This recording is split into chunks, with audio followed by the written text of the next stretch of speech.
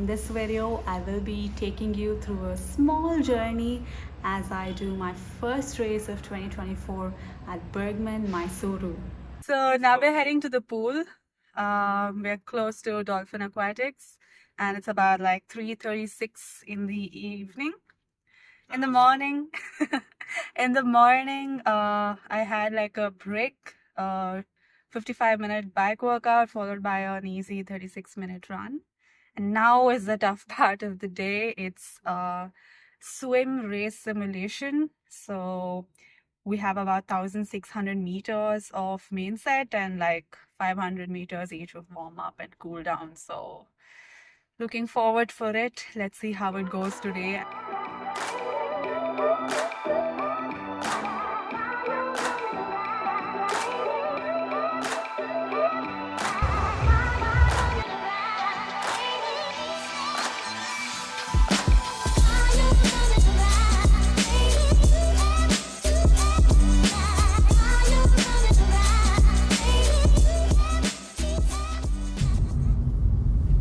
Oh, now we're heading to Mysore for Bergman. Super excited.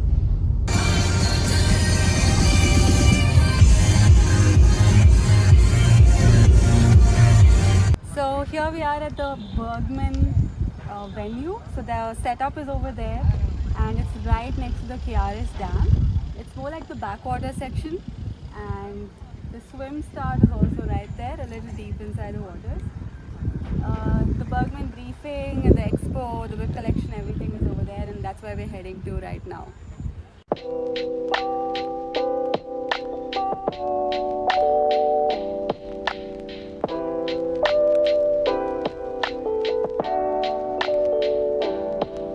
We'll have to walk for like 150 meters and then the swim looks nice, but I'm hoping to also execute the best I can. I've moved to like a new coach just 3 to 4 months before, so we have been swimming quite extensively. I think I'm like a very balanced triathlete.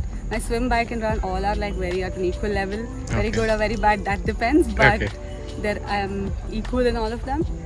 So there's not much of a course advantage, disadvantage, but yeah, so we should see how this course is.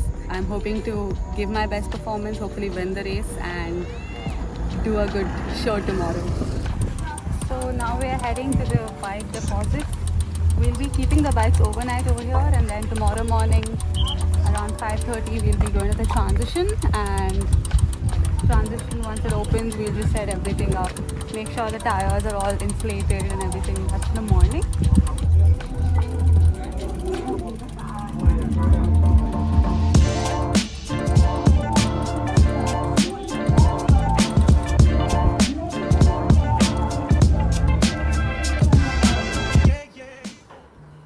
Well, I guess just one more night before the first race of 2024. Looking forward to racing because I really enjoy racing and it's been quite some time, 1.5 months since I've really done a triathlon. The last race was Bahrain on December 8th. So this is what I'm gonna have before I start off: my tri suit, my beetroot chest wraps, and the carb mix and hydration mix for my bottle.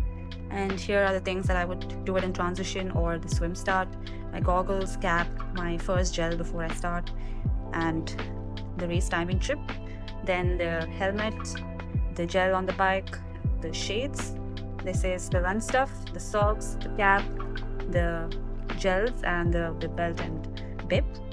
These are the bags that we can use to keep the run stuff and bike stuff.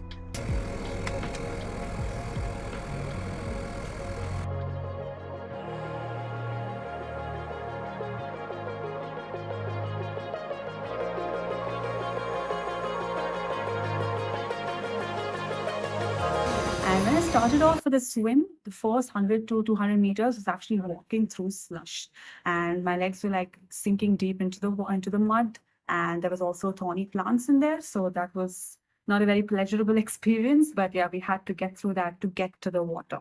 And after I got to the water, it felt pretty good because there were not many people I had to overtake at that point because I started last. unfortunately, but I think that kind of helped me in a way.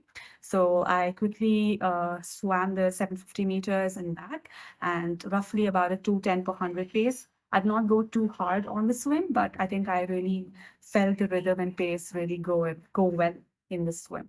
And once I came out, I think another few minutes went getting out of the slush and quickly into the transition. So once I got into the transition, it was pretty quick. The transition part where I collected my bike, helmet, my gels, etc., and rushed out. Right. So the road was a little higher up. So I had to push the bike up onto the mount line. And after that, the bike was a bit interesting because there was a lot of elevation in some areas. And the second problem was that we were not really very sure of where the loops or the U-turns are. We couldn't really do a recce, and the briefing was not very clear on where exactly these U-turns are.